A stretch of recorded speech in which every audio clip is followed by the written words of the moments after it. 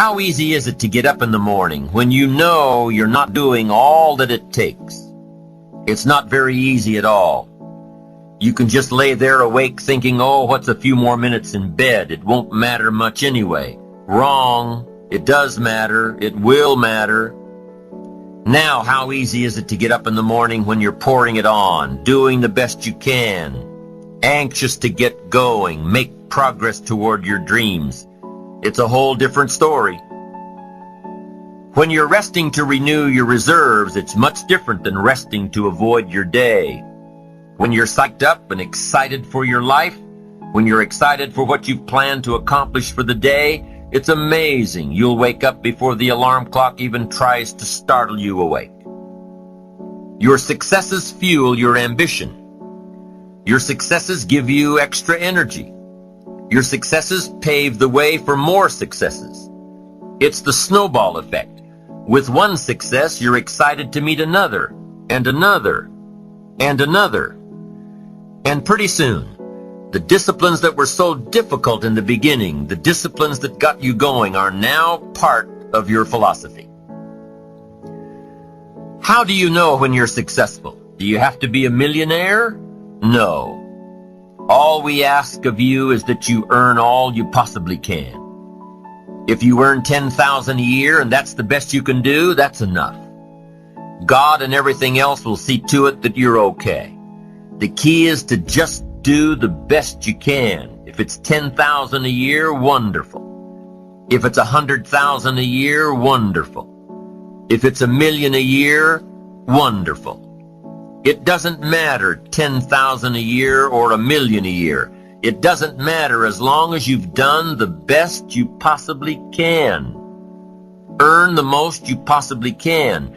Be the most you possibly can. And here's why. The essence of life is growth. The essence of life is growth, to do the best you can. And here's what's interesting. Humans are the only life form that will do less than they possibly can.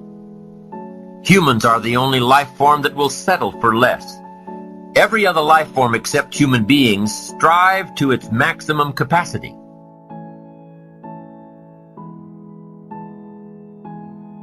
You and I own our future, and it's not controlled by our past, it's controlled by our decision. And every moment of your life, you could change everything in your life with one force. It's the only force that changes your life. It's decision. And we forget that. We get hypnotized into the life that we're living, and we think this is all we can do, or we let our uncertainties or our fears or our concerns or our stresses, and I know none of you are fearful because you're all achievers. Achievers would never be fearful, you'd be stressed. Because stress is the achiever word for fear. If I follow your stress, it'll take me to your deepest fear.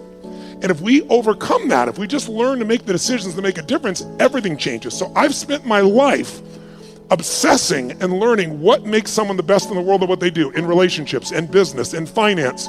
And then I've codified it into systems. What are they doing? They are not lucky. If you and I do the same things, we can produce the same results. Now, we can bring our unique self to it, but there's certain fundamentals that are required to really achieve what you want. And once I started understanding these patterns, I realized there's nobody here that's broken and nobody needs to be fixed. But we all develop patterns that make us think we're broken, or we're not going to succeed at the level we want, or sabotaging ourselves. If you realize there's nothing wrong with you, but there are patterns that need to change, anyone can change a pattern. Very hard to change yourself. And when you think you are your pattern, that's when people get stuck. Your job as a business owner, as a parent, as a leader, which I assume you are if you come here, leader doesn't mean everyone follows you. Leader means you live life on your terms, that you don't settle for less than you can do or be or share or create or give in your lifetime. You're not going to let the world control it. You're going to decide what that is. If other people follow you, great. If they don't, who cares? You know what it is. And that sense of power and leadership can only come when you authentically own what it is you do.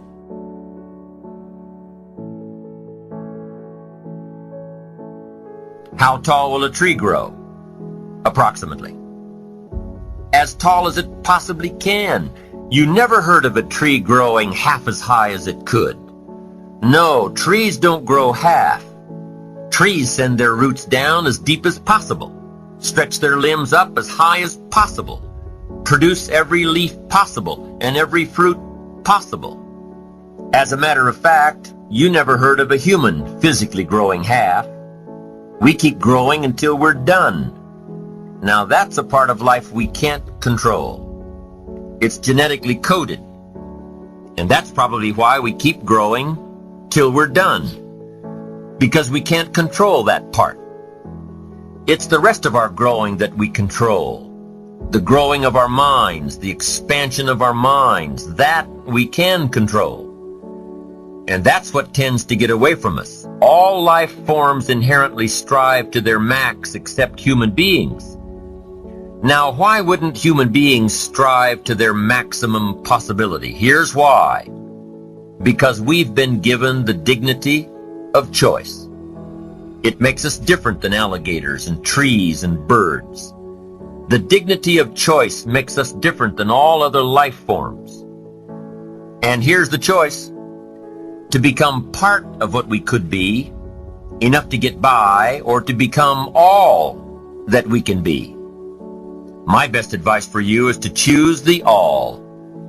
Earn all you can, make all the friends you can, read as many books as you can, develop as many skills as you can, see as much as possible, do as much as possible, make as much fortune as possible, give as much of it away as possible. The max. There's no life like it. I'm telling you, once I got on track, I've never looked back.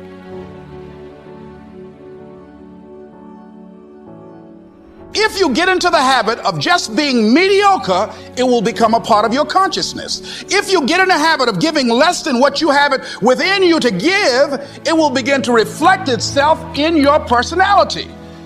It will begin to damage you psychologically. And you don't want to be a part of that kind of self-destructive behavior. And so you want to set some high standards for yourself. There's greatness in you. And you've got to learn how to tune out the critics outside and the critic inside. And since I'm going to do this, I'm going to harness my will. And I'm not going to let anything stop me. I deserve this.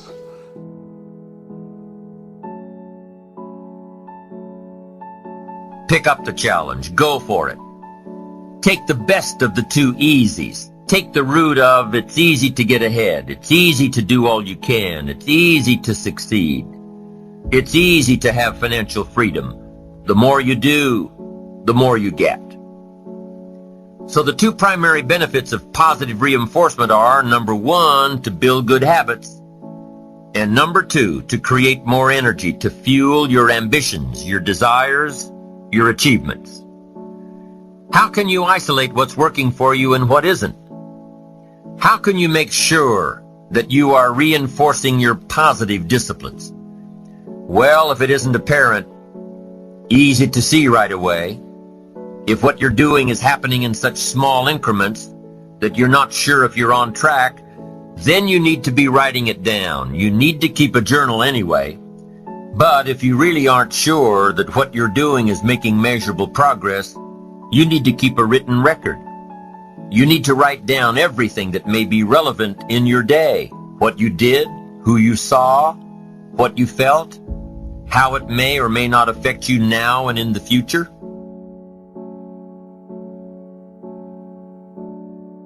Time is running out on you. There's 86,400 seconds in a day. The separator between me and you and people that win and lose is what we do with those seconds. And you're too slow. You're too cool. You're too casual. You think too much. You need to get in a hurry. The separator in this room, you're all learning the same things. The separator is going to be who takes massive action quickly. Time's running out on you. It's serious. You got a chance to change your damn life with what you're learning here. The best way to track your activities of the day is to write them down. The best way to track your activities of the week is to write them down. The best way to analyze your progress through the year is to have written it down. Why? So you can look back on it. Because by keeping a written record of your life, you will be more accountable. By putting into writing the action steps that you have planned, you will easily see what works and what doesn't. Most people just try to get through the day, never writing anything down, never keeping track of their progress along the way, never really knowing if they are doing all they can to reach their goals, to drive their ambition. But gifted people learn to get from the day. They don't let a day end without picking up some valuable experience, some emotional content, some idea that may positively affect their future. To get the most from a day, to learn the most from a day, you need to be able to reflect on the day,